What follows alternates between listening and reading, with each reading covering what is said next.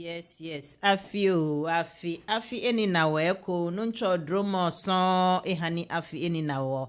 Abusiafo afi enkranfo na eka se afi nko nemba embehia yembium afishia pa afi enkonkonkonko nensan embesan ye hom yebeda munyina si nuanom adofo etiefo ne ahwefo yebeda obibia si anopemi chiechia obibiara odi ne fidie eda so ewo GN radio a obetie sa adwumedi a efiade bia na nyankopon dom ye na odi ahode ne cheya na ya sorry say yede ba bedi mesan adamasi prekope fensu mesre mo say adwumedie wonkwa utie no memfa nhye wo ho bomoden na se wo hu ye wo Facebook ne so ana se ye sene o link na ana se wo hu ye YouTube ne so abomoden na frɛ wo nu bi na no nso mfrɛ na damfo bi na nso mfrɛ odofo bi se emre na so se ye betie sa adwumedi a efiade bia ebe kyerɛkyerɛ ye nneoma ɛwɔ mre mu no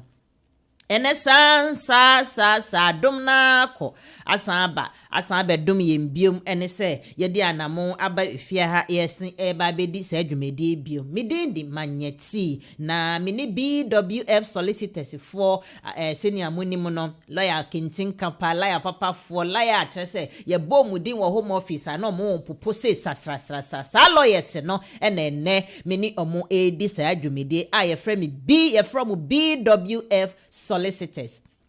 Ene ye hwehwem nneoma nketenkete bi ekoso na kyerese o se yenya honimdie de bia obeba na especially nneoma nketenkete bi na kyerese onti ase na me pese me sankwan no fufuo no ho me de introduction ne papa beba na mom me de enchia ema mo mechia BWF Solicitors asoyefo nyina mechi obi biara na omo lawyer kese ba ko a menya lawyer Charles Asmah me de 𝗥𝗢𝗗𝗚 𝗏 no nso enchechi adofo na afedie me de headings anase ne topic aye wo no me de abetu dwa enti lawyer Asmah pacho me very good morning. Very good morning to you. Na me pacho apomo e nyame adom ne ahwe yie ye da so etinkwem me da se we bisa na pacho BWF Solicitors omonyina obi a ho ye de nyame adom pa onyankopon ahwe yanso afi akọ aba betunye biemu a edo nyame ase bebre obi aho ye from Uncle Ben ekosi obi biara obi aho ye papa ya fa akonya we so echia bra ye do nyame ase ye chia etiefo na ahwefo nyinara. There have been many loyal viewers and listeners santi echia obi biara na wonso a nda wetumi joining yen echia o papa a very Merry Christmas to everybody. And then so you shall say, when you may bedroom in ne yetimi esua ne nya bibia ye de bebo etam ano enche afino kwa ewiye April so pepe na chese na say March so pepe na wo UK na chese afino so ama in terms of sika tax and that nkomo no ebeboa papa. Yo, last month, meda was preoccupé, meda was sibium.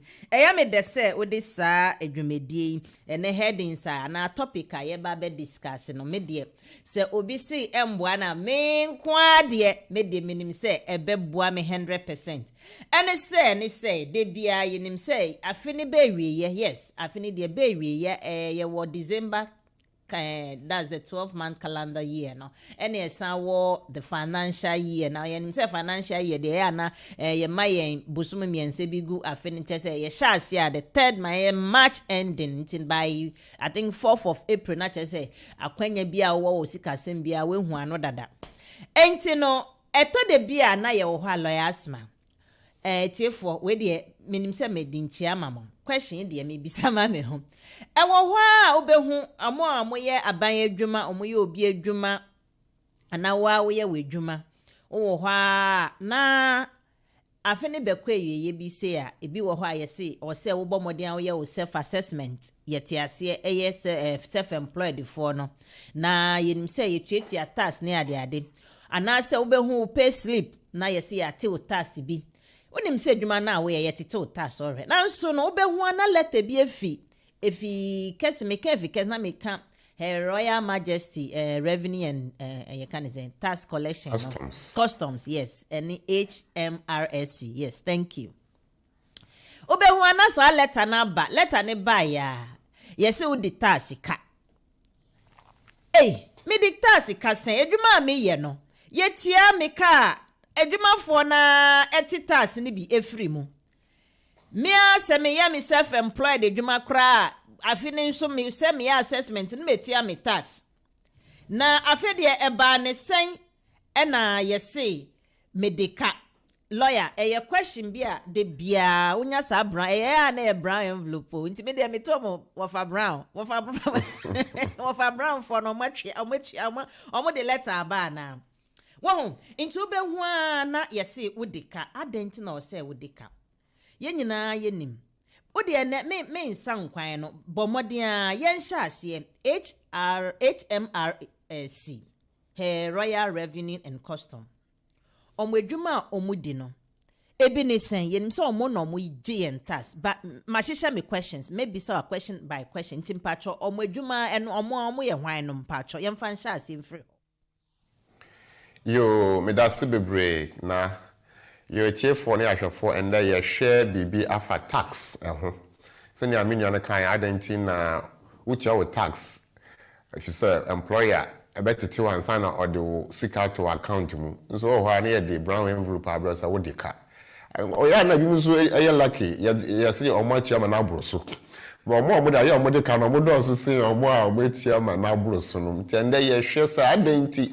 na ejuma no betete with tax na afini so ana say ho anso aban ka say wentua amma na ndu bebi ase wotua no now ya ba UK oman mu a oman bia wo kwan a offer so de tax na ya ba UK oman mu a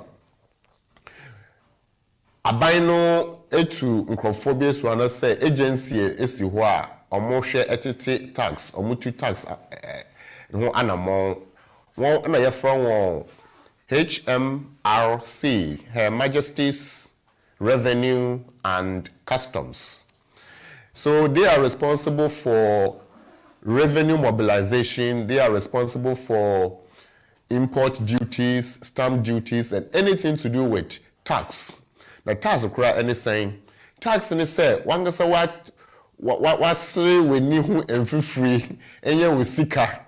Na aban say fabi eboa oman no if you say aban no ehia sa sika no etumi akekere oman no. Nti tax no eye nia wutia a menso metua ewo ejapade ho anase edwuma yaye ho mfaso a aba no ho na sa we na eye HMRC for omudi sa adwuma no nti omhwe se obi biara a oye edwuma ewo UK no otua tax a esese otua obi biara oye ono angase na edwuma no etua tax also otua obi a owo ejapade na obeton no also otua ehon tax a ye from the capital gains no even we ton shares kra so ye japade ani bi na wo ye ho mfaso a esese wotua bi VAT ukra mposa ukoto ade se wo de ya ho na ade no nka na ya raw na afi do ma convert no the value atoso na wa kwakwanya you have to pay tax on the value added wa kwakwanya no of course nyoma ne nyina na attractive VAT enti ya kasa oto ne nyina bomu a nkrofo omudi hu dwuma no na ya from HMRC na omo wotumi se ombehwe se nkrofo avoid tax nkrofo invade tax. Oh, we are church of one part. Wait a minute, Trump social come up, excellent. But that was say, okay, young cause it's here for Mr. Michi to be our Facebook, Neso Mr. Mobaswa, Mombo Modiana Monshena, and quit na yan fire next question, and so Mr. Mombo Modi and Shemaye, Munshemaye, and Edumedi, and Wunhia, will be a tax, Nansenya, a bag Ghana, I say, Nana, His Excellency, Nana Ekufuado, Yen President of Ghana, or ne ban, I can say, ne vice, Baumia, yebeka va tax ho asem atene Ghana nyina omo nti ase omo ti ase obi afa no se ne obefa no ene yema mpinin atemdidie ndi ofa no kwa ye trocho nipa ho ankanka na asemu areho enti no mesre mo nhye na yenya nimdie ewo tax ho ne eye ne enti a wose utia tax ne enti a eni se utia tax nyoma ben e tax ho se utia tax aye fra o sen wuntua nso a ye na ye behwe saa de nyina enti mesre mo nhye maye la mo hye maye na nkrofo dodo na enya na omonhwe yo lawyer Asmah me da city for madam asi yenko yenim se obia ye adwuma obia eye adwuma ne yetene tax enti no tax no ne woye sika wonya no eno ne eto na say I'm trying to introduce a word here but mpese a few wa no na wo de brayem say wo ye edwuma wo ye na yetua wo ka no eno ho na ye hwe ena e de tew tax no mpacho enti sa enti na omo bibi say ne wo nya no ho na ebefa so e de atew tax no enti mpacho ho no betumi a cheche mu kakra na afa yenko ye next question so Yo me da se bebre tiefo na ahwefo oman bia hwehwe kwan ofa so ogege oto anese tax no ye wo direct and indirect nti direct ni bi ni say wa we ni tuemu say wutua na sa direct ni bi no ene na ye gifi edwuma wo ye akotua ye tua wo no eho na eno no aban ahwemu ehu say ebeboa ma dodo no etua as I say, you're progressive in a sense that it has to be proportionate, it has to be motivating and inspiring, so that people will feel happy to pay. Now, and yet discriminatory. So, I'm there. Now, we know, and then you shaso, you detail. Or see, pay as you earn. Okay. Pay as you earn. PAYE. And it's a wutia, senior. Winya no dia ene ya wope na winya bebre a wobetua nso bebre wompe bebre nso a wuntua bebre ba yenyina ye pesika nti yenyina ye preko ye nim se da bia no yenya kra ye benya more santi onwo a wenya more no omoboa e contribute more tax e chichiri oman no ene kuro no. Okay, nti pay as you earn no mpacho ho no himfa na tete e de ma aban no no ye wo employer na wo na say abra wo ye adwuma no bon say wo pay slips ba ya tro na ye twa ye friend pay me dem sa na me friend pay na just say pay as you earn PAYE you know nti mpacho eno ne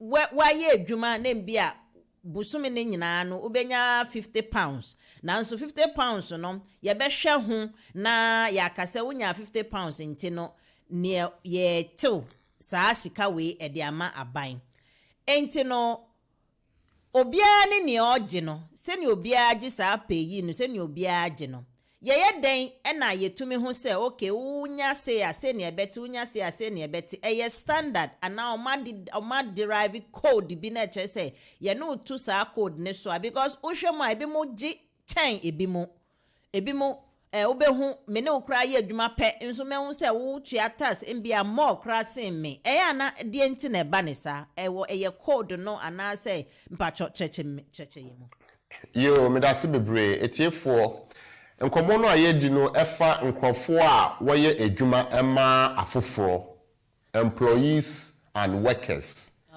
who receive wage or salary and they have to pay tax at source ne say adwuma ni wura no ebetete omo wo payroll system ebeti ne tax no a ese say wo tua no obeti eno e de ato ho e de akoma aban on your behalf na yewo sa ade we ema nkrofo omoye nkrofo adwuma anase se nkrofo omoye omo ankasa omo adwuma na mbom they are self-employed sole proprietors A sole proprietor is somebody or a juma one-man business, but the business is not registered as a company. The business is not registered as a company. Because the moment the business is registered as a company, the legal status is that the company is either limited by shares, by guarantee, or whatever it is. Now, because the company has been registered, we take its own personality. Tax now company be different from PAYE at the end. In the PAYE, as some are for individuals. We are self-employed, we are baba, we are self-assessment. Into a unique tax reference number. And now say we are whatever, but you are one man sole proprietor. We are wawejuma. And I say we are ejuma obi. So we are company there. What do you need a standard 19% on your profit, net profit ubenyano. And then you share individual to say me ye ejuma afufuro no. Now sana tia there for it to be progressive no. Aban share standard no. Okay. Odi kan o say why say Obama obi etua tax abroad kana eba ne nchen no enso ne didie ne hwemu santi essential living needs na nipa ne hia no aban take into account before say obete with tax nti se kana awunya no aban be hwe say edu pempensu bi ansa wa hya say wotua tax nti your friend bibi tax bands. Your friend be tax code. Your friend be personal allowance. Na di kan personal allowance no ne sika SSA winya ansa wa hya say wutua tax. Ba you kro memu a afi bia no aban within the budget na wa sesemu. Na afi a yedi kwa yenimu ya ebewu next year April 50 allowance aban ede ma obibia oye na ejuma no aneso oye ejuma no 12,570 pounds. Okay. 12,570 pounds. Natural say we ejuma na the whole year no yetia waka 12,570 pounds ha and this say wutia tax. And this say wutia tax. Na we no yaka wadwuma we ye ni nyina ebom na sika we nya no ebro 12,570 dia ni abebe guso no ubetua eho tax nti edikan no se usika no ebro 12,570 no a efa se 1 pound abeda so sa 1 pound na abeda so no to 50,000 no ubetua ho tax 20%. Na when ebro sa no enso up to ubro 50,000 so a ne abeka no ubetua ho tax 45%. Na wa wunya pa 150,000 and over no ubetua also odie more tax. International say yehwemu a mo amunya bebre no mutia bebre mo amunya ketwa no mutia ketwa we ne friend no tax bands or tax rate na ye share 20% asem na ye kan no ene friend no basic tax rate nti nkofo bebre no e fall within the basic level in a sense say omusika no emdu ahibia nti ye hwemu a omo amuye edwuma no amuye omo high earning levels no omutia more na adenti na obi eye edwuma bi a 2 hours anasa 3 hours kakran na afino beso no na ya tro ne se we utia nso am endu na yese se utia no na ya de bill abre no na ya wemu anie se wo kọ edwuma mu foforo a edwuma ni wo abebi se say we ye edwuma wo baby na wo transfer aba anasa we jai edwuma ba akono na wo ba your friend say wo ba ukuta transfer letter in the transfer letter no yen kind of tax mu P45 In the P45 no, I will transfer letter from old employer no.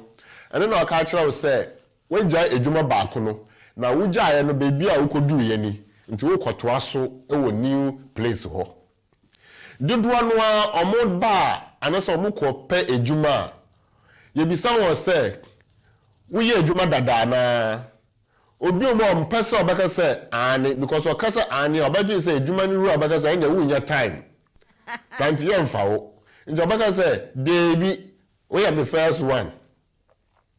Into a case of first one there, a human budget say, okay, and there you have to complete the necessary tax form.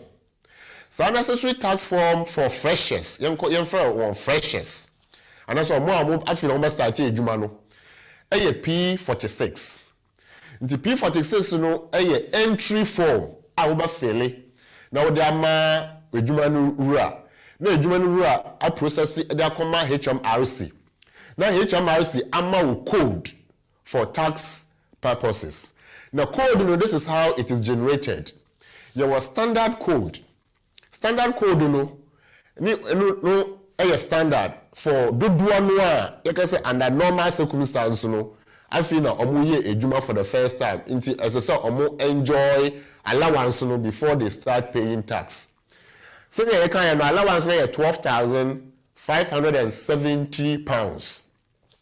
Santi standard code no a L. Letter no I to us no a L. How is the code generated? We have L, we have K, we have a lot of letters. Today we are not discussing tax code. Into me anumu. But because we are about tax and how our underpayment ebano, you refer to the standard tax code letter no. Standard tax code letter no a L. Into the L no beka wo personal allowance no eho na amawo wo standard tax.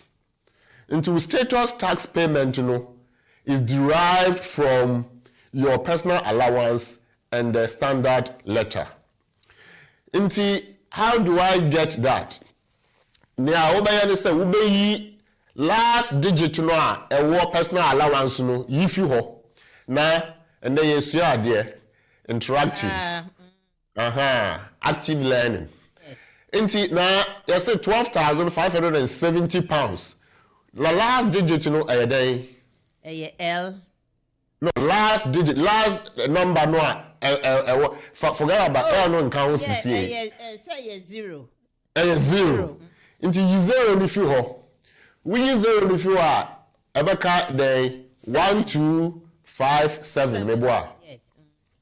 Into 1257 no, with the L no can one with tax code, standard tax code may 1257L. Bon. Hey, na dem mesia bibi. That's Enti sir, me show pay slip so and I say with P60 so I can tell the allowance you are enjoying as a taxpayer. Then I can work out whether you were owing before into automatic allowance so or not. Into someone the Canada, no more you say allowance na 12,570 no, or met it. Imagine what they count 5,000 that. May you spread your mawa. You bet 5,000 if 12,000 in maybe now back 7,570. Into ye zero if you are, would you buy 757L. That is would you know allowance no aswati because with the Canada there has been some underpayment here. I feel no more who are from your tax code. That is one aspect, and that's a hint here. Now let's go back to your tax code. So now we know so your tax code is 1257L, and you are paid monthly. And what do you know by M1? And let's say you are paid weekly. What do you know by W1? Okay. And you show pay slip so. You can say I show pay slip so. We say tax code 1257L. That is we are standard taxpayer. Standard taxpayer. The standard here there. After you who allowance say we no. You better with salary for the whole year. And you fan say adjoa mansa and as adjoa menu or call ejuma ni wura ho no or say this is my first job until your mouth fill P46 amano and o ma tro ejuma ni wura 𝗥𝗢𝗘𝗦 limited tax code na was no 1257L and you dey come HMRC automatically will know say nipa no the first job and the only job any enti also your man full allowance 12,570 adwa man say no suro enti na obeka saa but oye 2.5 wo baby oye 3.5 wo baby oye 5 hours wo baby and we your main one but one can say we your me third job and that's a second job and that's a fifth job Santi baby obeko bia no obeka me first job no mama no allowance of 12,570 12,570 into wo hwe N9 number bia no will attract one personal allowance which is for 12,570 into sa wo kwa no kwa say this is my first job na wako baby so wako say first job already no ye hwe mu aye two jobs na wako say first into omu nyina about 12,570 not just a one quarter you are enjoying 23,140 but you are enjoying about 25,140 until naturally say already no taxes say utia no akofom no na utia akofom automatically by about 12,570 times 20%.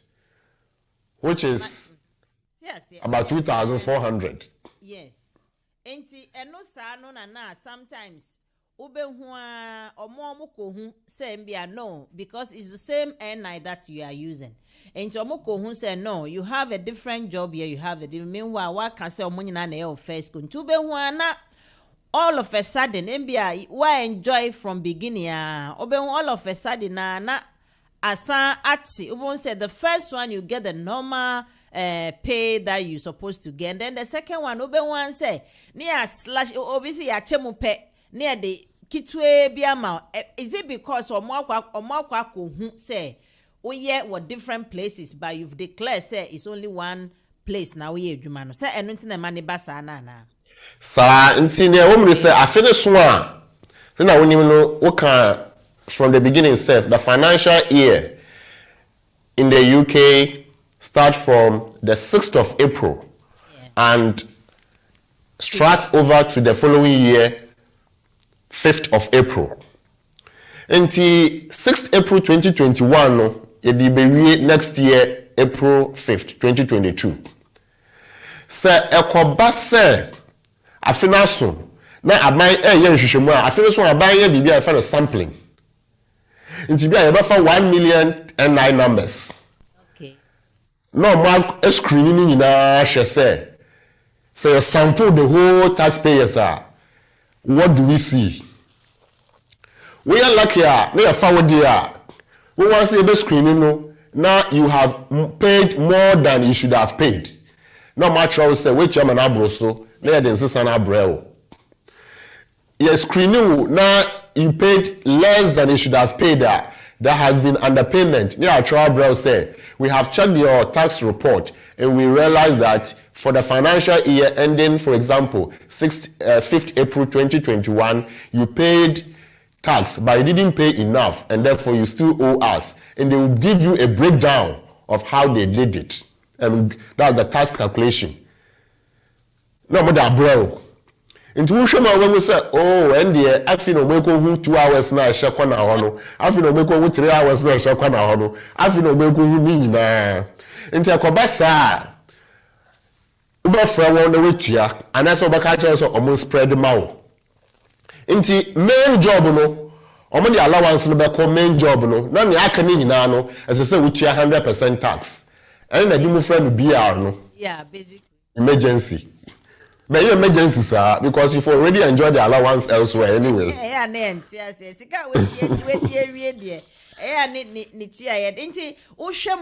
the way you've explained it, not just saying, yang allowance, no, affect the tax liability, no, pa ana. Affect pa. Okay. Boy, affect it positively. Okay. Positively, because the for one example. Your friend said, now, Ejuma we obi no tia woka. The whole year no, ya kan Ejuma we yen na bomu a, we ya £30,000. Okay. £30,000 no, ya te allowance no a, as I said, yen tia ho tax no, 12,570. What the yen no average of, let's say, 13,000 kra. Say 13,000 kra. Ye tifi mo a na chere say wono as I say wutia tax ewo about 17,000 ho. But what is here? So we are talking about 17,430 because our allowance is 12,570. Instead of bet your tax on 30,000, we bet your tax on 17,430 pounds. Now, 17,430 pounds falls within the 20% tax rate, which is the basic tax rate. And you work 20% on the 17,000. And 20% on the 17,000 will give you roughly and then the only commerce, lawyer Asmah. Roughly 3,400. Okay, yes. This 3,400 is tax necessary for the whole year. And then you bet you every month near GBA. Into 3,400 we divided by 12 wa. Like I say, every month we bet you say. I could say I feel no better ebe so. So I feel no better we tie ni na ewie. Na se wo dia no ente saa dia na se koba se bibi akwhye baby wo de ekosuma baby yemfa ne saa because na wo nim na wanka santi omanga se kohu na omaka ni nyina bom na omaka kire se wo sika wo nya no enye 30,000 na mbom eye 40,000 enti say 40,000 dia and ya de 10,000 aka no beka 17 no ho na akoye 27,000. Santi with tax no say on 27,000 not 17,000 because afi na ye who say we ejuma number 2 we ejuma number 3 and ne ade.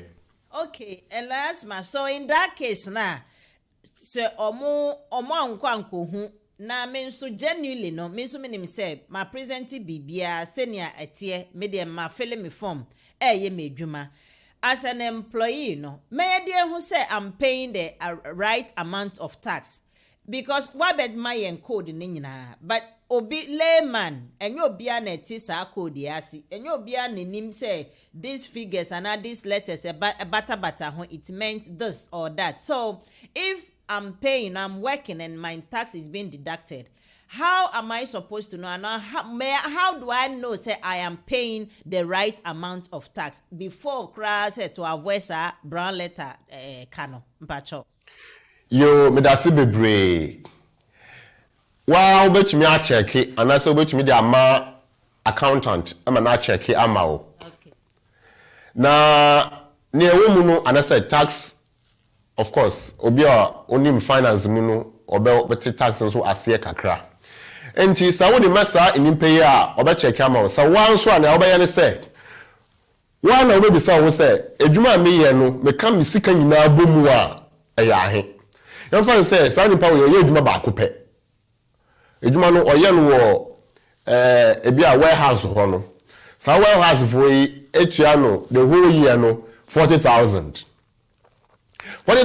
no wunim say allowance 12,570 Into one bet me aye deduction no uti fi mu a wonim say and as say den etie na se wutua yetetew na so a anasa pension ade so a ayo na no so no tax exempted enti eno so no so ye betete efi ansa na ya sha say yetua tax by now no ye tax calculation tina me keep it simple nti am say wo de we adwuma na wo ye na £40,000 na wunya wonye adwuma obibia biem one place when you pay slip no a o hwa wo be hu say tax na ye tua no anasa ya tew no eso anasa esua what 12,570 no efi wo 40,000 ni mu na akanie Nyaka no who say oh nyaka no enso ahe bia ntimi no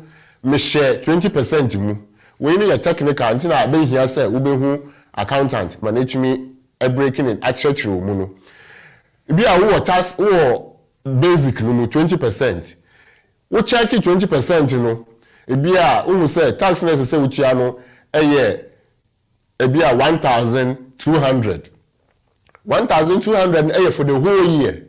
It will divided by 12 £100. In the £100, we say tax na buy no, borrow 100, and I say in do 100. All right. In the say do 100, yeah. When you say on the average, you know, you are doing they are doing the right thing for you. But since you can prompt your employer say, I want them to check, I want you to check my tax code and my tax calculation for me. It appears, say, something is not adding up. Okay. And now, so wait my friend, HMRC 4, and go through how tax no, calculate no. Ometo omobuasi, actually, no more actually say you are paying the right amount or you are not paying the right amount. Okay. So Koba say what the P46 and a call and I can say I am my first job there. Now a second job wa omo check it.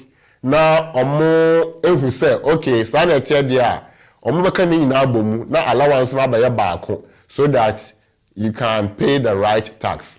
HMRC yes ade no so ema wo accountant ebetumi aye ama wo once we bet me aye sa ade no ba se ko ba se wenya bill na wonti ase a we bet me aban obi a oti tax ade no ase na wa to no bo ase ai den a chechire mu aka chire say no say nti na e ko ba ye and this is what you have to do enche bia na ma me bi ba oba yo say and then immigration na me de ba ye na omode tax ade abrɛ me nti ase me no di nkomo wie na say oh ma edwo baako na wa ha baako na ho wanka enti afi no mo ehu enti wo hwe afi no mo ekoyi aba enti ne wo ho anunie me no ye calculation no na sara na etie na ye frɛ HMRC 4 ye ne omo kasaye na omo say sadia this is how obetua no case close.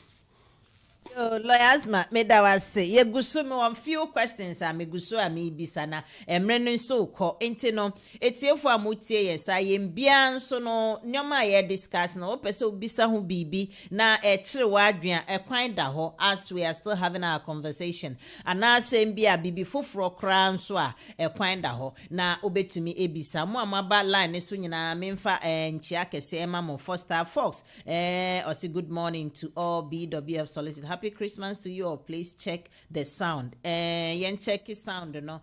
Okay, Pacho, me producer or check the sound in my na ye who say sound in you okay. Ramanana say wa or see good morning nana ya chumwa amwa or say good morning BW associate always doing good job. Yeah, that say any afufre was so modos ye Sylvester or they say ye boa fojo or no say wise lawyer let's say ye bo lawyer Asmah ye boa waso no we lie wise there we wise pa. Now, young person, me a few questions I me gusu a me bisa, but where just are pop in my mind. Me bisa ansana ako.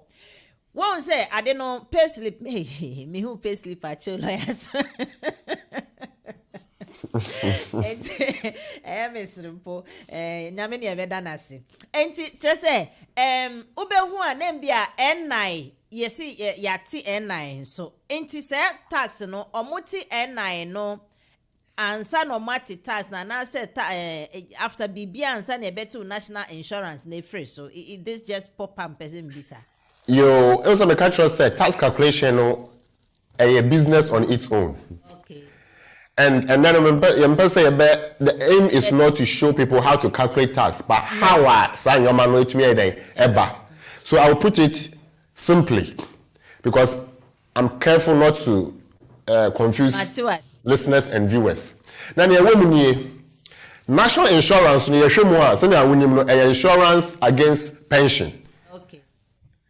And national insurance for pension purposes are you cannot pay tax on the pension. Okay. It's a tifum. And as I would work private pensions, you can't pay tax on pension. Into a tifum. Right. Into a titi and na fimwa. You find say not just no so become allowances in the home. Oh, okay. Let's call them tax reliefs. Into all the reliefs the fee now if they are working out percentage, applying the correct percentage, whether it is 20, 45 or 50% on the Bekano amount. And to answer your question, and I know any pension there no, you take and sana ya calculate tax no. Oh, yeah, Matias, medase. Tie for yegusu ewa ha na obetumi afre na mesi ya ididi dwuma no. Obetumi afre mu bia na wa bisa wo question. It could be ade aye discuss, it could also be something different na wa opese wo bisa akwenya eda ho 0203-735-8820 ana say 0203-2AC0185. Yewo WhatsApp line you know ana say telephone mobile numbers me no a yedidi dwuma baako 077-879-39958 ena ne account ne 075-966-20154 ni miensa phone numbers ne nyina ofra metumi epiki na meyiwano anase lawyer Asmah yiwano fefefe en lawyer Asmah yenko yenim enti sa yembia na aba ni sei ne wacheche mu nyina ene menyanim die pa na se ochna sa wofa brown yi pepe ibi ebe toma boba no menko biemu a yesi medeka mentia mektas ne nyina kwan ben na ose me faso a meye die na ose meye se menya sa letters ne bia mpacho. Okay, you have two basic options, then I will break the options down for you. You either do something or you do nothing. One year bibia mfa ho a omanga se be bibia afa ho ama wo. Nti na say we say obeye bibi afa ho. Okay. Now obeye no nie because you have to do something. Oba check say calculation no mo ye na correct and I say you correct. So when one to me and check here so na me kan no oba pa obi a wo nimdie na wa hwe mu ama wo. And now so oba friend HMRC for no omo achechire mu ama wo. Na sa wote ase a na woni omo ya adwen dia and the echinya biara ye den eni ho. So one you omo ya adwen dia then they have to prove it. Okay. And so one way to calculate, you can even calculate and tell them so no, it should be this, not that, because you didn't consider this. Nti eno no fi ho na wache ase no say we hu say wutua no. You have options. One, ubetia cash straight away, and I said transfer straight away. Because of cash, obviously you wouldn't be paying them cash, but you pay and one off. And as I said, we're breaking it down. You call them and tell them that you want to spread it, right? Because your earnings or disposable income is not enough to cover your essential needs. Santi, upesa was spreading. It is about spreading as direct debit payment, and that's about spreading through your tax code. Okay. So what's spreading through your tax code? Only reduce your personal allowance. No. Sometimes reduce sometimes reduce now if they are cover say allowance are negative. Because we are the cabinet brain, allowance na feel they are negative. Into a negative or much negative, one metro K. So the bonus of the tax code be over 500K. That means you pay the car 5,000. Wow. Allowance be any hobby. Nti abatitia kosita mo a ebesa and allowance na back. Yeah, next question on emissary. But where we are now. Nti wo fra wo a o be spread am o. Betumi breaking it down no wetua and answer wo sika betumi eyi back na efi ho. Okay, lawyer Asmah, I am mystery, but we've got someone on the line. Before I ask my next question, let's hear him. Good morning, caller. Good morning. How are you? God is faithful. Pacho o free hina. Opa obet me abodi opa. Yeah, I'm very hackney, but my question no about tax. More of an immigration issue. You are welcome. You are welcome to ask. All right. Okay. Pacho, my younger sister, Oba Ekrom has say 2 months ago. Inti odni obi na eware Ghana and mobile is independent.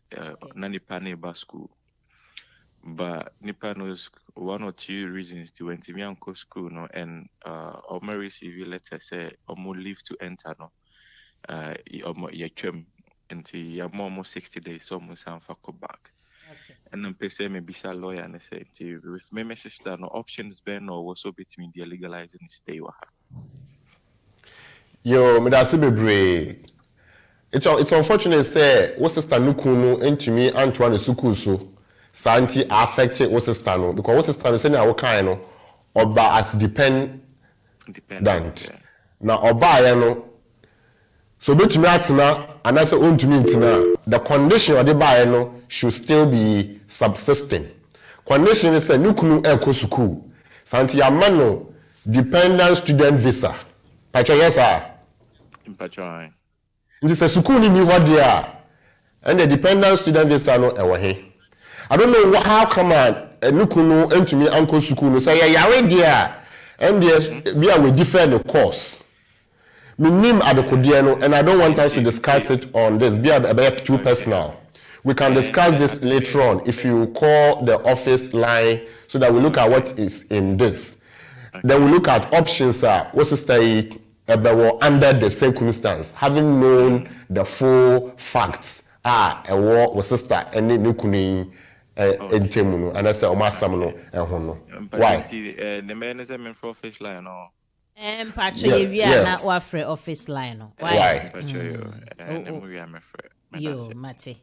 Okay, so unim DM hanami sambo ma. Say mission or Facebook live. Say right, so it's there, yes, of course. No 1884 chat one emergency line. Exactly. And telephone landline and so ho if you can see that now. And only first one office number no. Why? 340 chat one. Yes. Okay, yo. Nyamen show papa. Nyamen show right yo. Okay.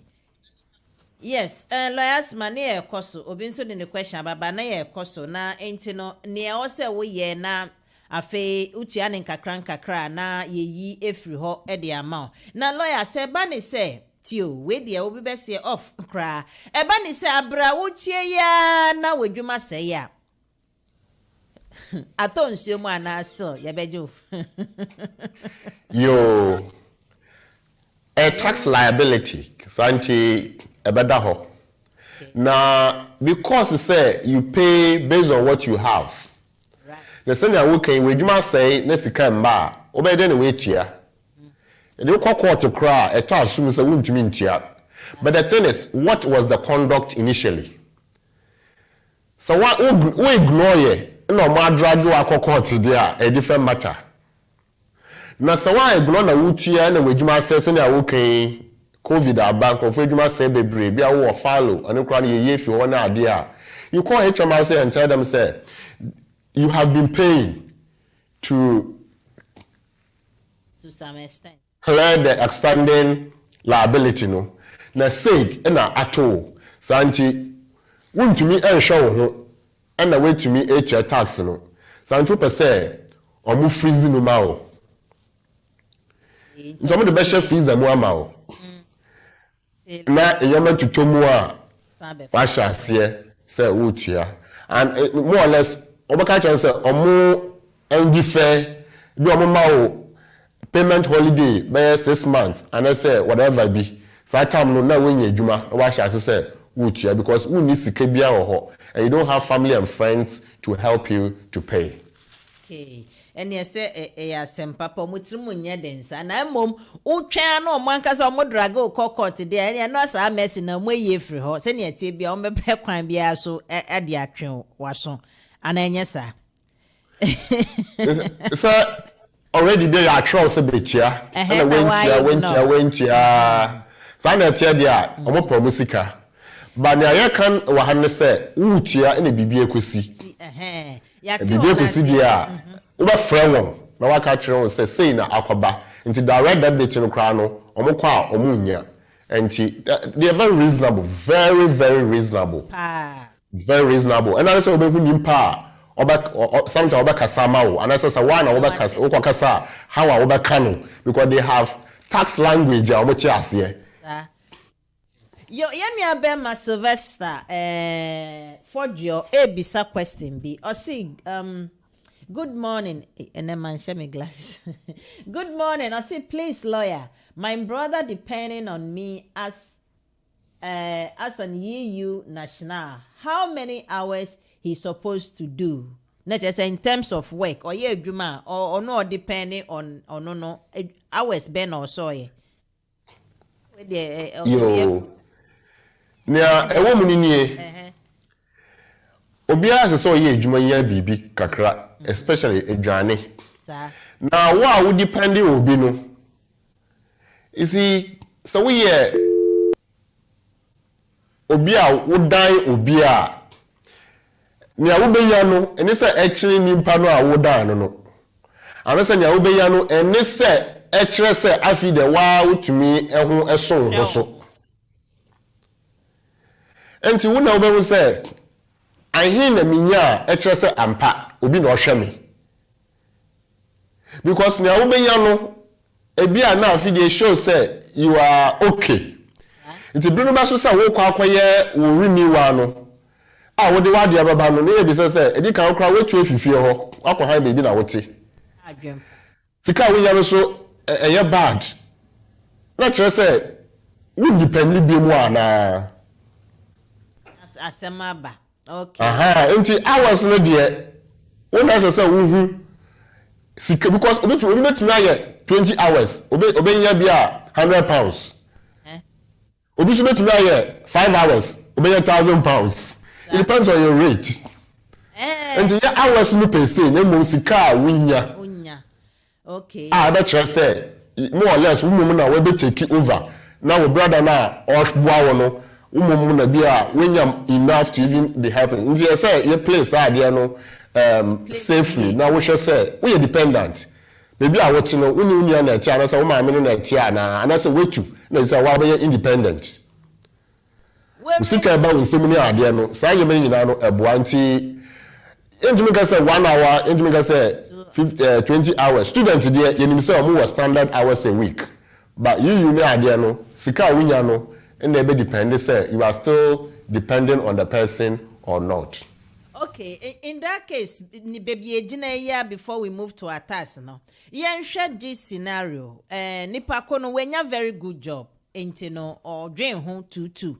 But yen share scenario. Biana se yen credit scenario you be say fine. Me bana na say me dependent na or me na me share no. Wenya this very good job obia can say duma we die we resist ya na say sebi aden. And they say a good job, let's put it that way. Now Oshesika obenya no nature say obenya sika kese pam.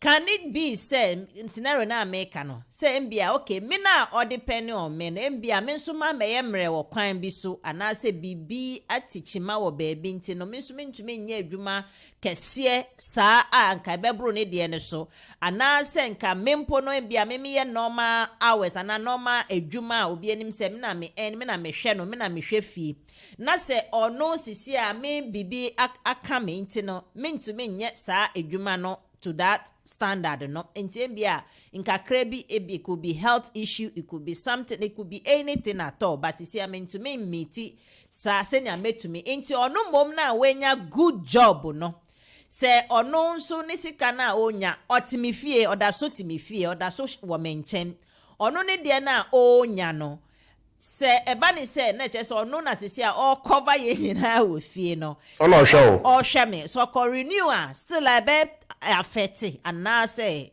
I mean is there any possibility near a woman or a dependent family member? Sir? What is dependency? obi ambemu a wabrabo ebeye den wedidie mu watareshe mu usuku komu bebi a wobeda you end up becoming destitute. In the Senate here, you have to prove it. So there is dependency. Especially family members, nephews, siblings, even children crying over 21 for no. And it's Adiana Kwadania. Maybe so for no be dependent on you. Send your work in there. Okay, your application for extension, how do you put it?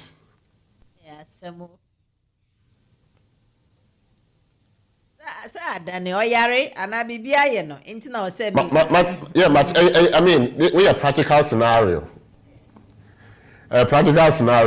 and no na ebe kan say you see your common sense ade and your legal ade enti ebe kan say we know how to go about it we pinche obi obetumi and no atnas na wa hwe situation wa say and the sa na tie there afutu a me de ba ma wo no anasa wo ho no anyway amabre ne so a wo mfa asam amma wo ho yo yeah that's it next question so for you go so how bet me a friend 0203735820 be free me pick and a cat and patch bet me as a friend 0203286085 and I say telephone numbers mobile numbers me no so bet me a free yeah cost na me bon kai so say or tina me adma community and the law e be baso den so ebeba so pa lawyer yenhwe yenua be ma covenant grace ebisa question be covenant grace patcho mechia wo middle or say if HMRC bills someone that he owes a certain amount and genuinely the person owes, how can he pay physical cash or by bank transfer or bank card? Say lawyer chiremo say no omo be ma omo oni omo kan because make I say my bia mobi oni omo kan be ma details and I say omo let some of the letters no cry there is a link there umia so no be call baby na kire omo bank sort code no anyway then you pay with your name and something but mpacho be to make throw a bit light on it amame yo say senior yenwe kan na just say we obi a waja tum say ampa me de ka nti my ready say me betua letter no ba traw kwan a ba fa so a obetua nti akwan a omode begu ha ma wo no na obefa mu baako na wetua ayo omode invoice and say bill e ka ho nti wo de be call bi a post office na we kotua ma wo omode stamp basis so say wetua nti a china bi no ekoba asamo a na we ya kire say I paid it this date this amount. Yes, and so be open our cash no obetuma ko post office now the letter no amode buy no it was a letter no omo perforated line bi wo ho after perforated line no omo sa bill no obeka actually say this is how much you have to pay okwa announces ayo amode omo account details so code na ade ba you can pay by bank transfer. Yes, answer it will tell you how to pay online, then you follow how to pay online. So you mean no anywhere free one. Make a chance say HMRC. What the bill abrami? My already say me tia quite bad so and amemfa. They will guide you through even on the phone. Lawyer. Yes, also kohu accountant. Obeboa na so kohu accountant bia obetumi aboa na wetua. Wo ka kohu accountant and I wo ka say call online no. Me mame mu bia o mu ho a eya na ye kan online asem no lawyers ma enye obia na sa online e won oni madekode omu try as much as possible said they will stay in their lane nso be ho na letter efi ho ye se omu achia sika se omu na aye omu ayem hihia say omu yam to me hihia omu ama me hu omu kra na omu asem ye ma reho na yamuhihye no ono a o friend so a yehu se o friend cham o bre papa obetumi agina line so saa omo line so enda form saa obegina so saa afi na wa toba ha yempanimfo yi osi onkohu accountant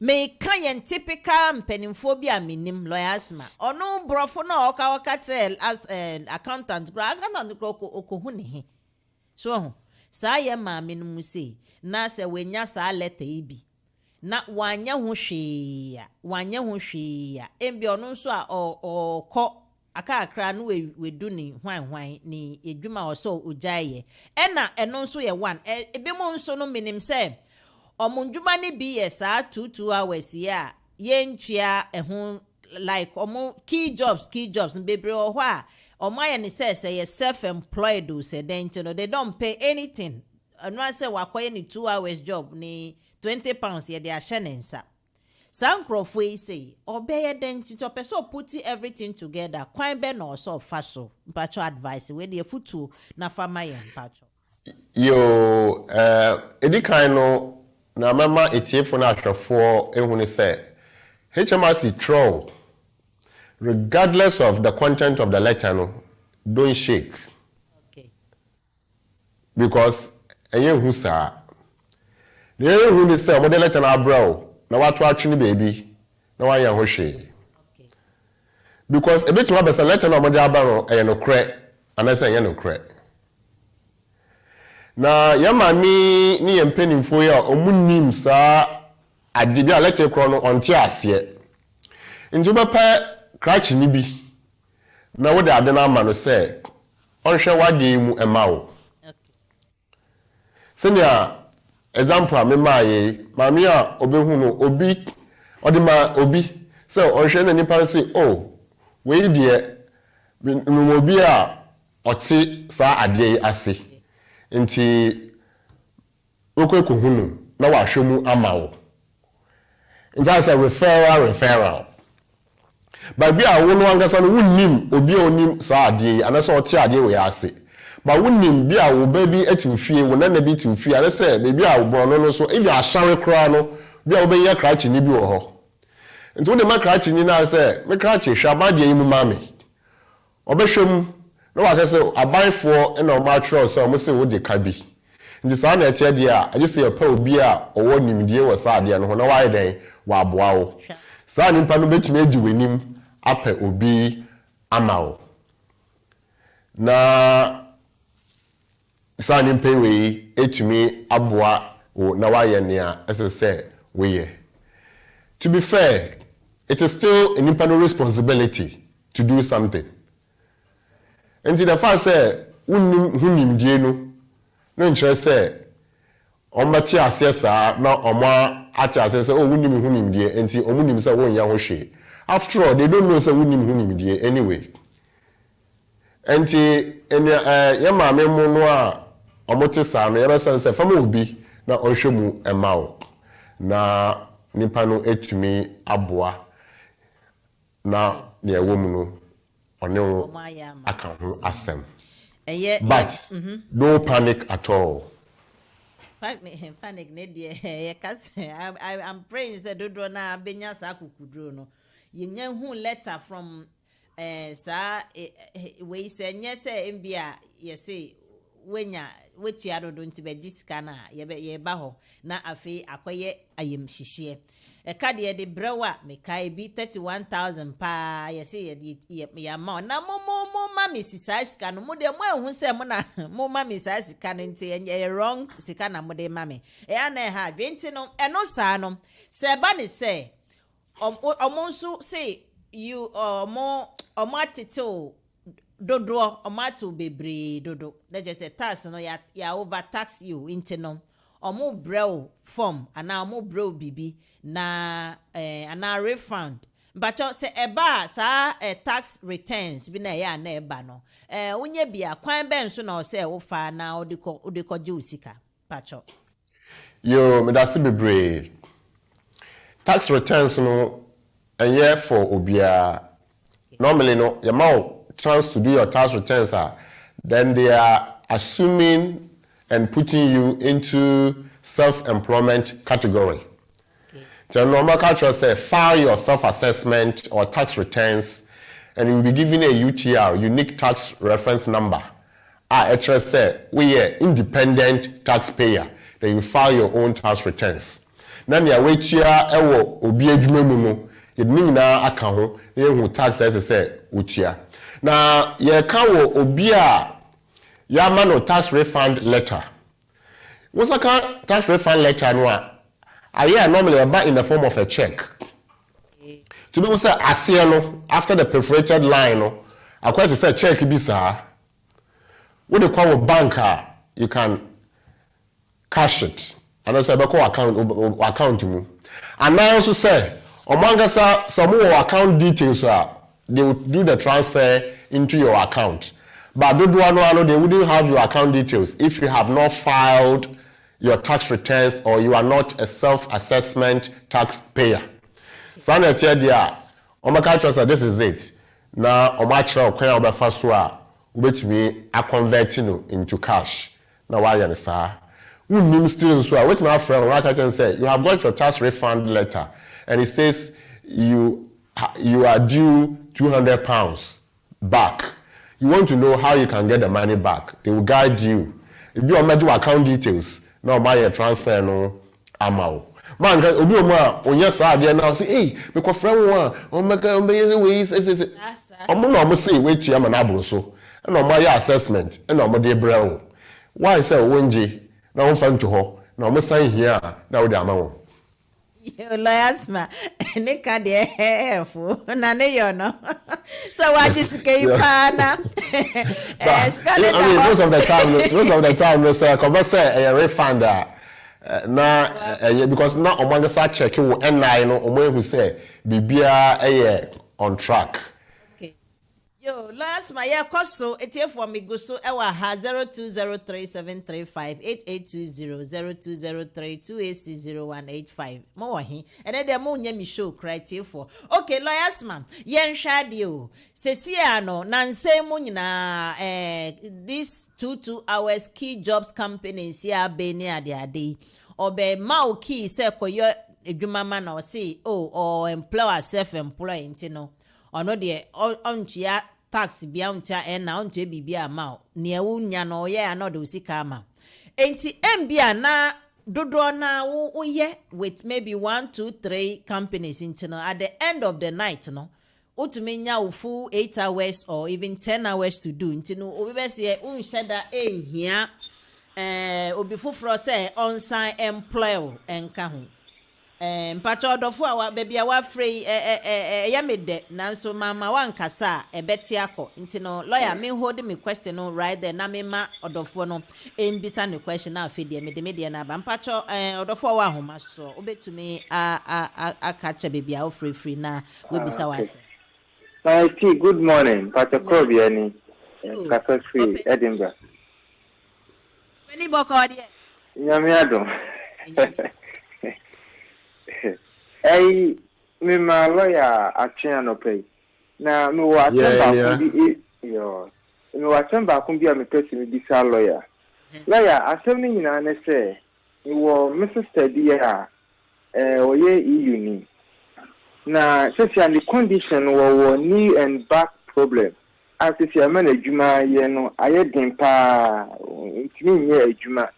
But owo any granddaughter no this year no wo ni 20s no bitia ye adwuma and beside of person okofa ono aneba eba nso de eba asem no cry wo waya appeal onimu se obenwene in this case no say utimi de ne ba no eba na no so ha wo to no condition no wotimi ye adwuma no so that be ni family no person omo renew omo yi no a ebe affect omo because this time around because of the health issue no and what ni family no na ye adwuma e de hwe no nti no kobasa what is the ni kra no omo chances of renew their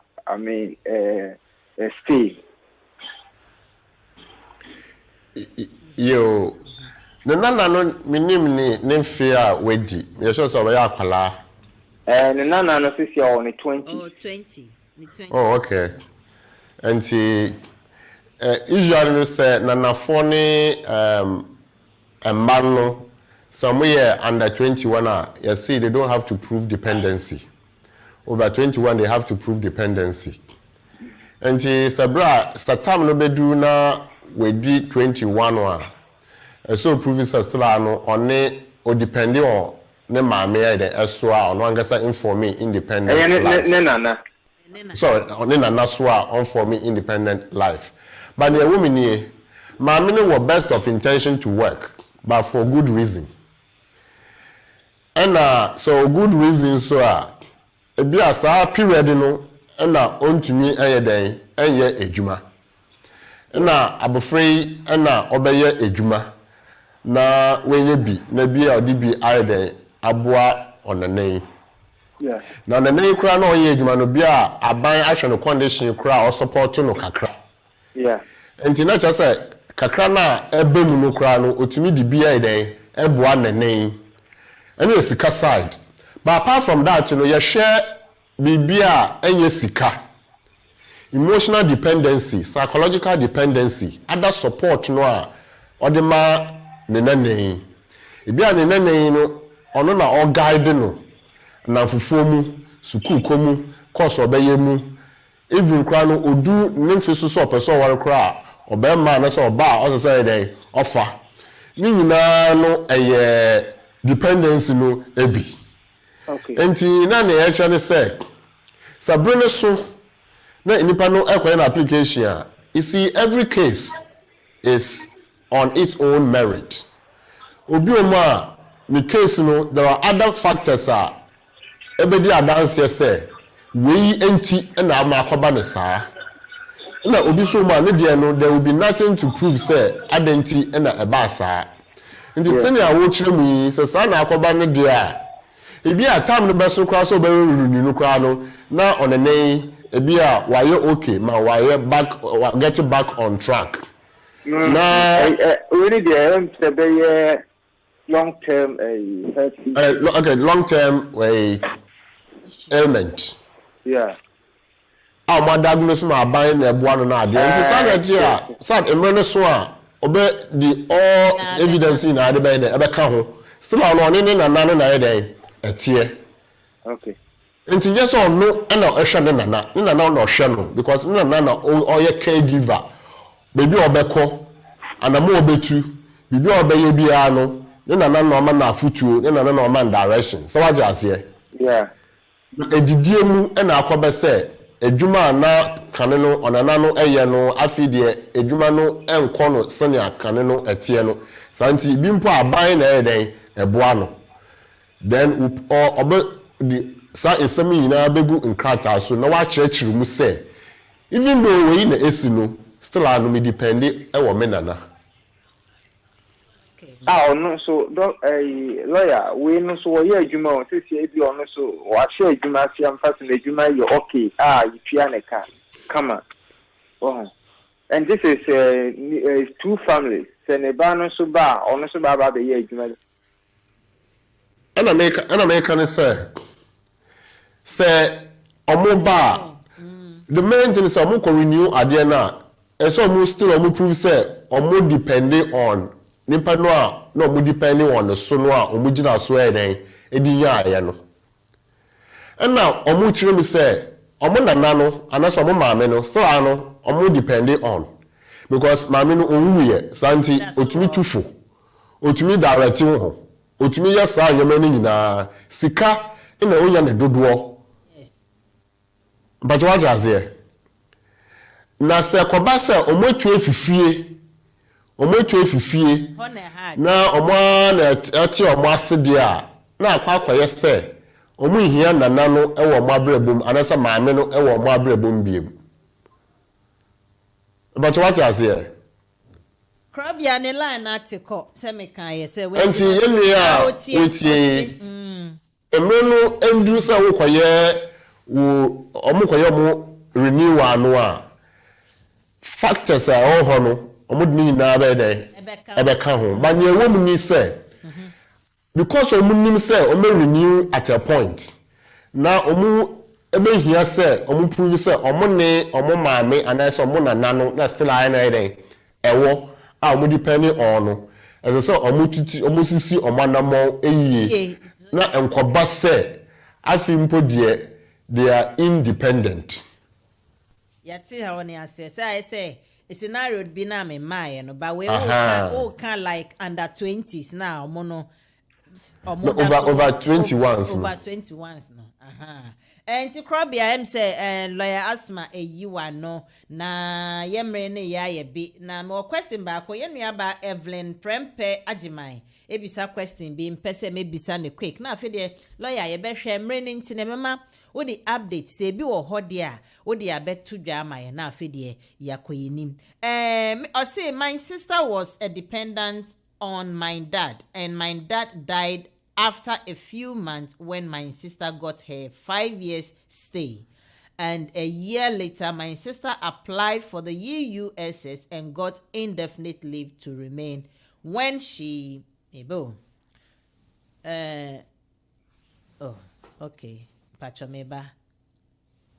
when she was less than...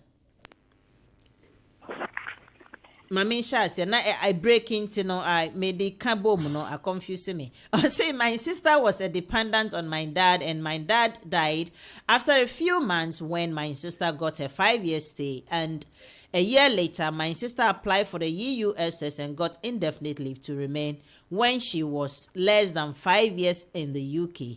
Now she is 4 years since she came to the UK and 2 years after she got indefinite leave to remain. Can she apply for British passport any moment from now? Say Unyabaniti na ye. Liasma, or to me apply British passport na. I'm sorry, I na for conclude British passport, but na me chemi say British passport different from British citizenship. Okay. Uba citizen and utimiya akwenya for the passport. Passport no. Na senya wunim no. So unya settled status and then omo friend no indefinite leave to remain no equivalent term no. Ana begidi say papa no wuye no nti yenwe ejina the retention also, if we are retention of right. And your main child there, or more fast track a man, and we be do baby, we be do no. And he said, we do hard there. So, also, cra Nadia no. Now, okra Nadia no.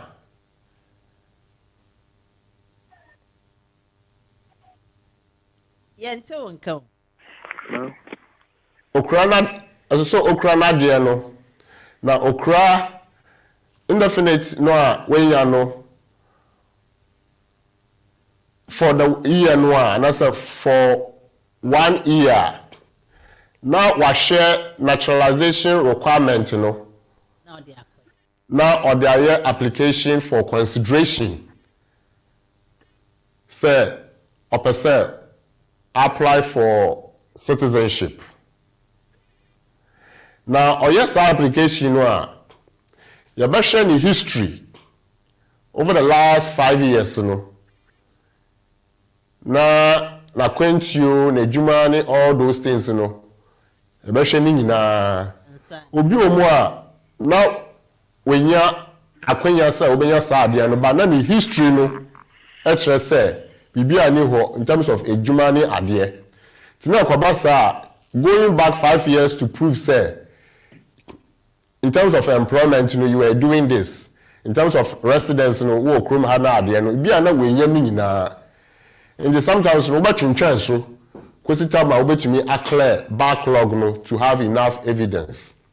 Okay. But so wo bi bia dia we follow naturalization Schedule 6 na ewo British Nationality Act process no so no na or the application for consideration as citizen. Enti lawyer near what nyina say me be caught just a little bit and I say based on the number of years and all kind of sister ninya ya odinya no USS afi odinya no indefinite or afi odinya wenya indefinite we settle status na wa train into I say wa train 2 years and our person say okoye citizenship into no based on your explanation that just say bibia entwintwan kwemu akwantu shortage bi eni ho edwumemu on tat everything na obetumi akoye British win citizenship no abra number of years na nka yenim say 5 years and then additional 1 year. And I say when you get your status, then additional 1 year before you can apply for no. No, we trust our acquaintance I no short no. Obey to me aye per your explanation. Obey to me aye citizenship na. Nia ewomu eni ono ne de no. Say yegina baby a yegina here. We be ne settled status. We need settled status no for some time. And I say for some years. 2 years. Anna or say me per me application for consideration. Okay. Before nkobenya certain status no so nya winim no na also approve residency for 5 years. But so nya all chiremu no na ondu ye na omoye den omode ma no. And from that time no up to aha no ya kan nyina abomu a let's just say when ya in terms of residence, in terms of Nejuma improve now there no. 5 years no, and that's above 5 years. In this one application no under the naturalization one. I feel ne yabeshe say those number of last 5 years no. With Nejuma situation no evidence no at the same. The last 5 years no. Residence in terms of we travel now they are no at the same. And even though we on a certain status, even though we cry for some time, I feel no be naturalization application. And what else we ever consider factors no as I say and I say conditions no as I say then omit no. In terms of obi omu a obey the certain status application no already no system no back confirm say our Chrome has say and that's why enough evidence to prove say our Chrome has say now we have a certain status maybe it be a discretion na dey share na dey man no but even that no what no above 5 years no from their all can so what no above 5 years no obey your application for consideration but no no discretion because application is discretion. Into your special specific circumstance, no. Okay, let's hold on, right? It's here for say explanation na ateki kwan kakra ma yen time no ko enti si anon krono ebe boy in the next 5 seconds mesra mu amutie e wo radio ne so nyina no aha na edi dwumedie no ebe wiye na mema lawyer ho kwan kakra no explain further with one more question e wa ha enti no so opese utie koso tie ndi a go to the Facebook or YouTube no na ko tie nya menhira ye nyina lawyer Asmah Pachokoso. Yo, inti nyaye chiremu ni say so we have a naturalization application wa depending on route wa unam suno there will be some specific questions as I say will answer obi omo a odam standard immigration route ana be at 10 years ana dey be indefinite we kran indefinite no oho ne nyina de ya ti asem ana obi so ma onam EU so nti EU de no ana obi so ma onam EU so obi nam EU so dia onam nukunu anasa na yere so in time a wo de ware wukunu anasa wo te ware wo yere no ya hwe sa level no but ni nyina mu no se wunya wo indefinite anasa certain status na we be kra for 1 year no another 12 months no another standard threshold no then you check say me meet naturalization requirement no CCA ana naturalization requirements is here in say over the last 5 years with situation. Into over the last 5 years afi na yenwie depending on the specific circumstance you better now scenario check say in terms of ejuma, in terms of travel, in terms of this, in terms of that we meet the criteria no nyinara ana obi ma owo ba oni obi so ma na oni enti oban na uka ensem ni nyina you be say questions ni nyina na afidie bi ebe we say okay we situation say na tie ba say na wo kan no e wo afidie ni so enti say na ss ye kono lawyer yeda say martinia wo tremu nyina semfa wa ma ye detailed of kwan ourself nyoma ourself fa so ne ade ye be kɔ yenim de but nka ne me patche wa ha kitwe say ne wa cheche mu nyina ne kwan so ni but wo hwɛ question na da menim na me hwɛ no wo hwɛ mu a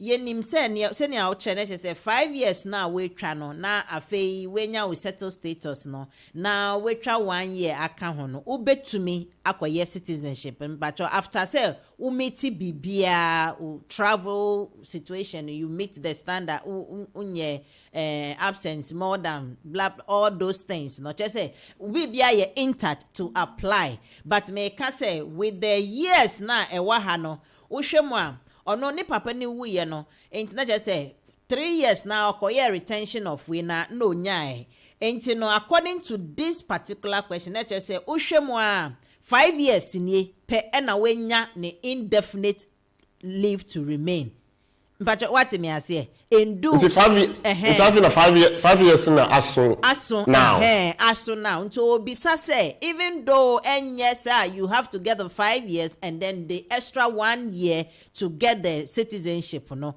ono no bisa say obetumi go ahead to do it because we nya indefinite no all right to do it now no can any moment from now obetumi aya na so na me chemu no Obeya naturalization after now say we meet all those naturalization rules. Who could indefinite here? How long the way cross are indefinite no? Imran said you should have held indefinite for at least 12 months.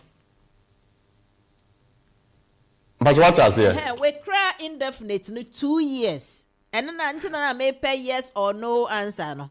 But what me I say we cry indefinite no. USS we cry no for 2 years.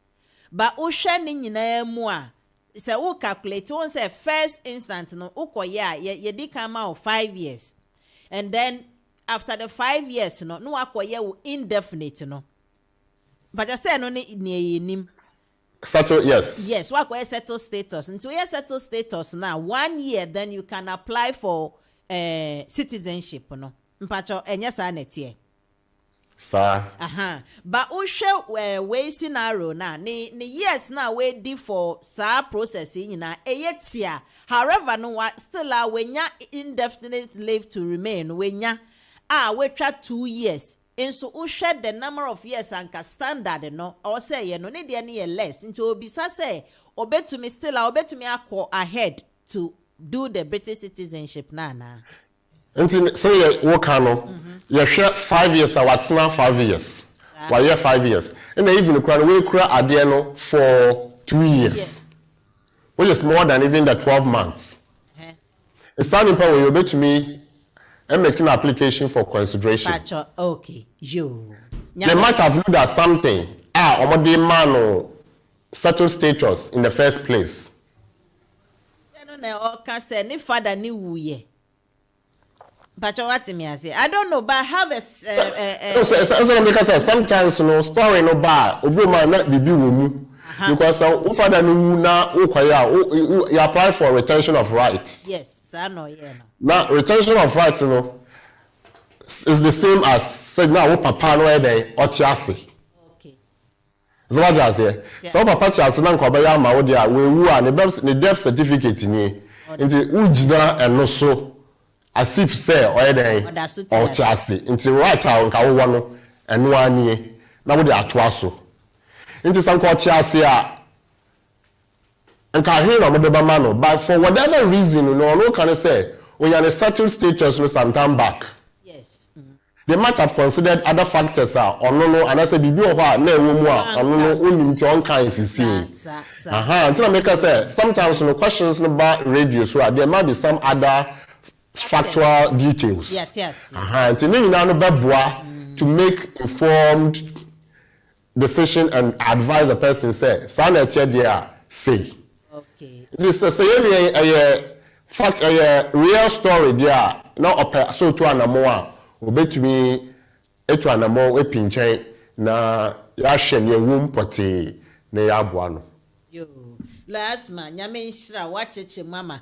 ya ato asomu yie ye nua dokas adom echichi aye nyina anti dokas ye jo so adwadu fie owusu bo ahene o say what is your take with the last question na fi dey sorry em say update the kwa nyamba so o say what is your take adwa what is your take on the proposed bill to withdraw British citizenship if and when you put a step wrong?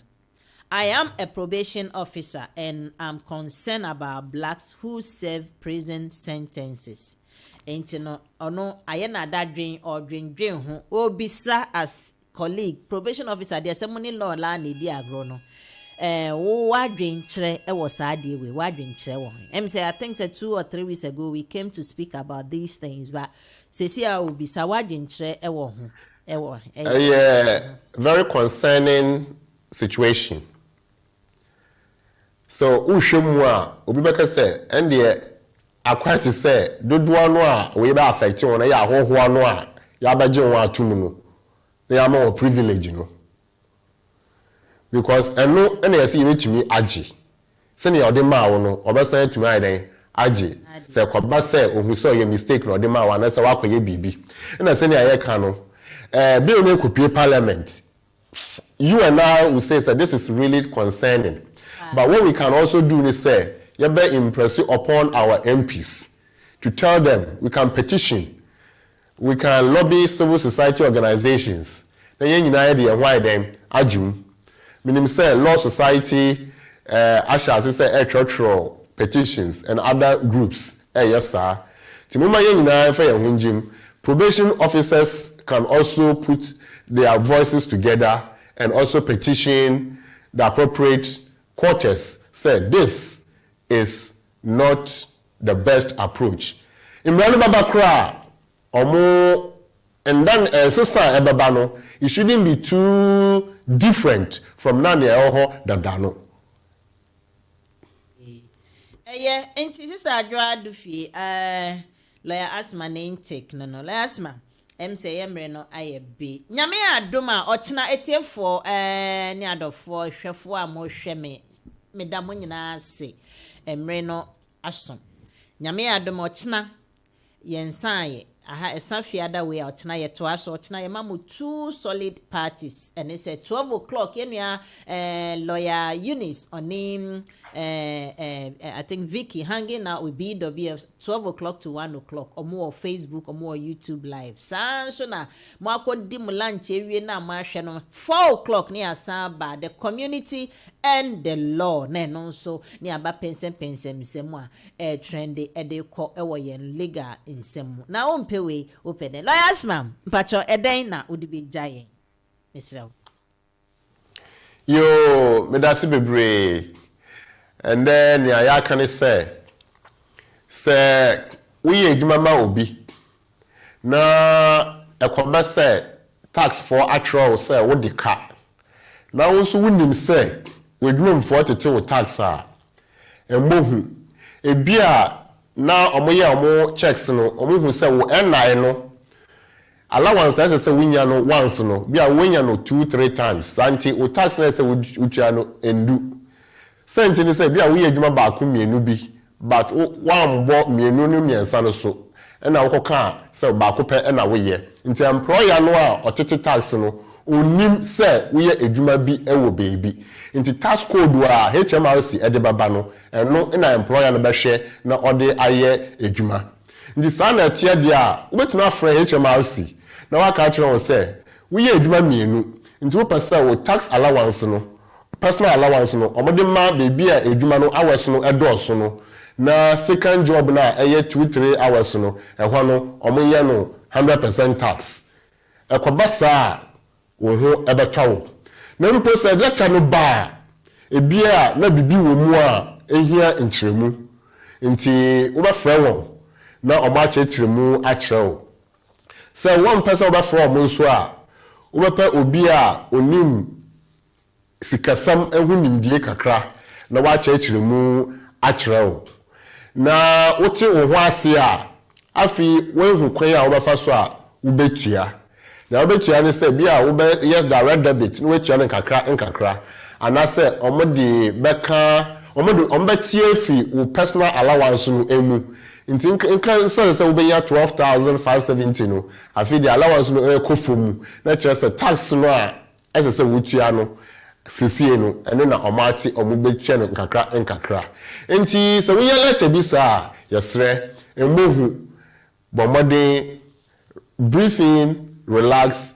na hu obi na omboawo na nia aban so actually said na your interest in rate na you say interest rate no e da ho che for a long time na aban epejamu nti sisi ano ekosoro kakra nienti ni say aban ehun say even though sikasam ayadin even though ejumasam ayadin no prices so ekosoro na yewo bibi ewo economics interest rate and inflation prices ba ko kosoro na ba ko kofom enti say make sure say de bia no se ba ko kosoro a na wa hwe ba ko no so ba ko kofom a na wa hwe ba ko no so enti aben say prices na as enti as say interest rate so mo ye hu bibi kakra even though m1 so as say mo ye hu bibi santi so wo especially do mo mortgages no ebe we say afi de akosoro kakra fi say interest rate no e peja no mu kakra 0.25%, but even though 0.25% no a very very significant ewo mortgage and other enyoma loans a yetua ema banks na nia ewo mu no so eno so ane ese abra aban asesa emra mu no se emeye emra nti yangusoa na yamho empire say at least MPs no omuko vote a omo make sure so omo asesemu ansa omo de abaye emra yebehia biom na na ewo ne say senia wonim no share top sharers ni adefo nyina no ewo ye program so no ye wo prizes ema mo santi unwie ya and say once our results no buy no continue to share. Yeah. You may overtake nipa no a we di first and pempre no na owa beye number 1 ne we ya wo prize kama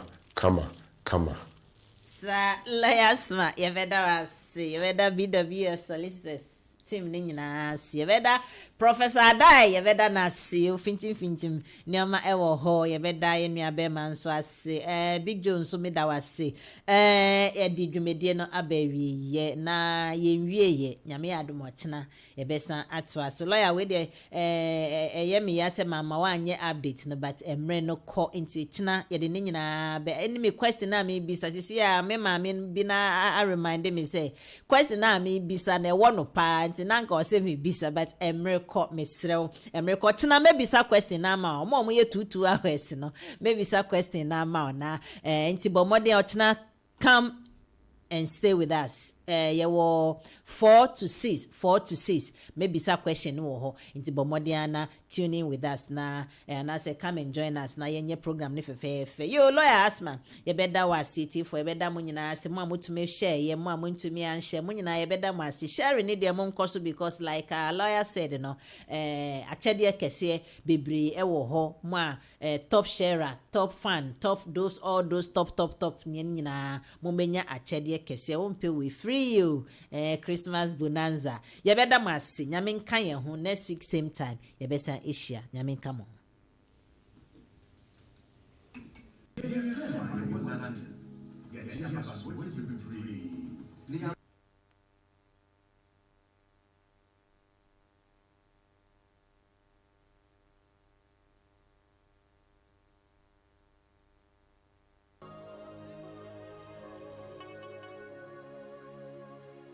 aba wonyu nasi.